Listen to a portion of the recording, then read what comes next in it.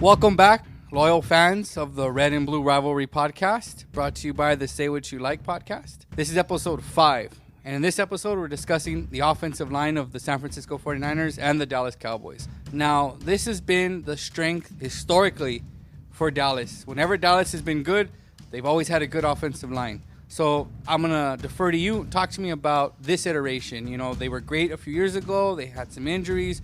What are you looking forward to seeing, and what do you hope to see from this offensive line?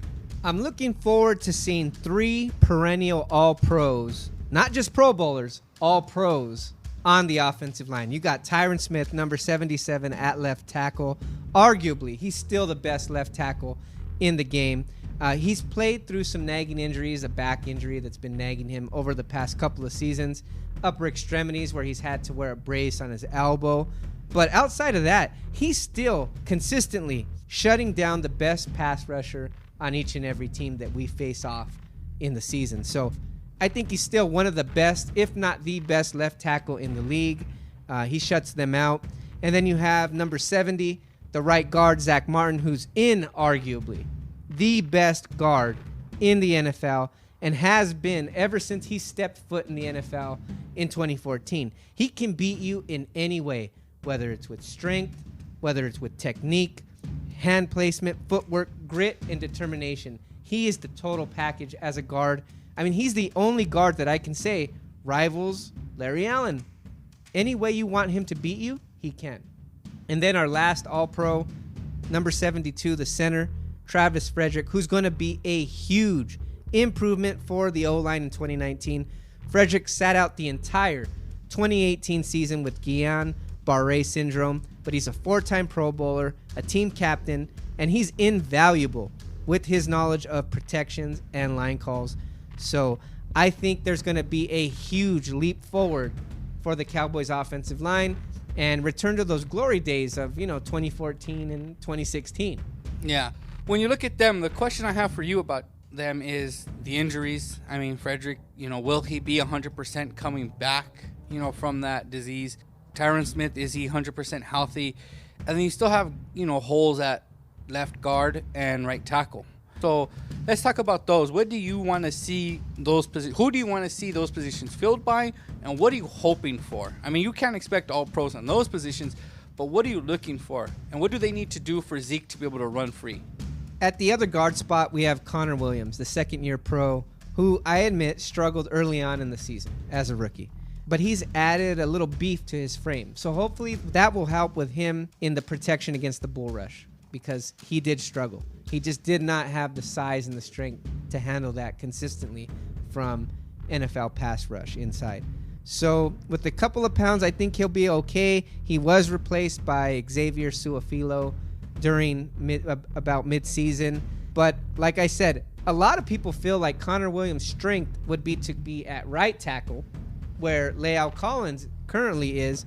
And La'el Collins, man, I'm sorry to say, but he's playing on the last year of his deal, and he struggled a lot last season, especially with the hand placement and a slow first step.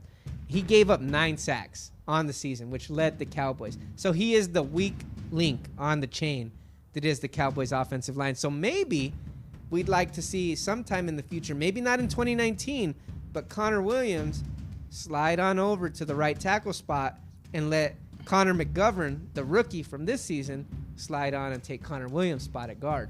Yeah, I mean, I remember last year when the first preseason game when Dallas and San Francisco played in, I mean, DeForest Buckner just, he sunned Connor Williams, just literally, and that would led to the sack, I think, against Dak. I mean, he literally just pulled him right out of the way. And I remember he played tackle coming out of Texas, Connor Williams. So I think that it was always strange to me looking from afar why someone who played tackle wasn't playing tackle when you needed it. And La'el Collins, I don't know if you remember, a couple years ago, he was projected to be a top pick. And then right before the draft, he was questioned in Louisiana about a murder. Right, for his ex-girlfriend. Something like that. And that he didn't get drafted. And it was proven none of that was true. And that's why Dallas got him on a free agency contract. But he played guard. So it was always weird to me to see that. Now, when it comes to San Francisco, all I'm looking for is stability. This is the first time in I don't know how long that the Niners are returning the same starting 5 offensive linemen from the year before. That is Joe Staley, who we talked about on a previous podcast, signed a 2-year contract extension. Right. and it's probably going to be a Niner for life. You have Lincoln Tomlinson at left guard. You have Weston Richburg at center. Mike Pearson's at right guard, and the rookie Mike McGlinchey, or the first-year player now, Mike McGlinchey out of Notre Dame, playing right tackle. And I think what we're looking for, what I want to see is just be solid, be stable. You know, I don't need them to be flash and strength like Dallas. I just need them to play within the scheme, because the scheme they run is the Mike Shanahan outside zone, where the scheme aids you. It's a little bit different. I don't know what Dallas is going to do now, but Dallas in the past, where it was man up, power, gap, man on man, and you ran Zeke down the middle. Whereas, you know, this was more of a, we're going to kind of take an angle on you. We're going to use angles. They did pretty good. They were in the top, I think, 16, top 15 in rushing and passing. You know, they were not bad. I'm looking forward to seeing that. You know, what the Niners also, too, is, and it's just across the board with them, is staying healthy. I mean, I remember 2017 was the game right before they traded for Jimmy Garoppolo, was the one where they went to Lincoln Financial and they played the Eagles, where every offensive lineman died. I mean, they were down to play. They had a backup tackle playing right guard. You're not going to win an NFL game when your right tackle is playing guard. Yeah, exactly. And then in 2018, when they went into Minnesota and lost both of their right guards and had to slide in Mike McGlinchey, the rookie tackle, who's already, you know, you're a rookie tackle. You're right. They had to slide him in a guard. And that was his worst game. He had a positive rating across the board, except for that game where they had him play right guard. So can they stay healthy? Can they build on their success? You know, the interior does worry me. The scheme does kind of help those worries, because, you know, there's a lot of boot action, so you're going to get Garoppolo on the move. He won't be where you have Aaron Donalds of the world or the Fletcher Coxes of the world just destroying our guards, which they will. Right. He should be away from that. Right. He's not going to be sitting in the middle of the pocket waiting to get sacked. Exactly. He's on the move already. So I really do hope to see that. There's also a first-year player or second-year player, Eric Magnuson out of Michigan, who I'm hoping kind of he's an interior lineman, maybe takes that step and takes one of these guard positions. You know, guard are probably one of our weakest positions. I feel comfortable with our tackles. I think our tackles are not. I think Staley is, you know, an all-pro, Ring of Honor. You know, I think if he would have been around the Niners when they were winning more, they had more success, his name would be in Hall of Fame talk, you know, because he has been just steady. You don't see him getting beat, especially in his prime, athletic.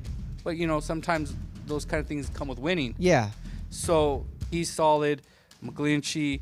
Weston Richburg was a free agent coming from the Giants, who everyone believed would fit the system. So he underperformed. You know, he was a free agent bomb. So you're hoping that, you know, he had an injury. You're hoping the injury heals up and that he can perform in this offense. You know, this is a complicated offense for the running game. So I'm just looking for stability, for them to say, okay, this is our second year together, you know, and hope they grow together. Yeah, and you know what? Just to cap this thing off, as far as the Cowboys go and their backups, Joe Looney stepped in for Travis Frederick, and rather admirably. I think he did a decent job. I mean, we made the playoffs. We won 10 games. And Joe Looney isn't a bad player by any stretch of the imagination, but he's not a four-time Pro Bowler. He's not Travis Frederick. So I hope the line really improves, and I hope in turn this offense improves.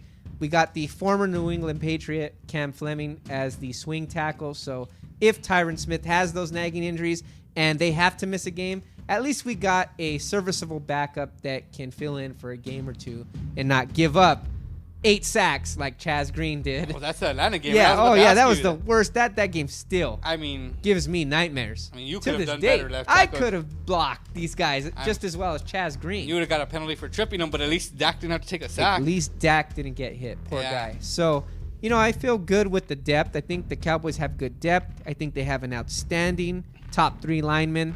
It's just a matter of how well will Connor Williams play and how well will Lael Collins play. That's going to determine if this offensive line is a good one or a great one in 2019.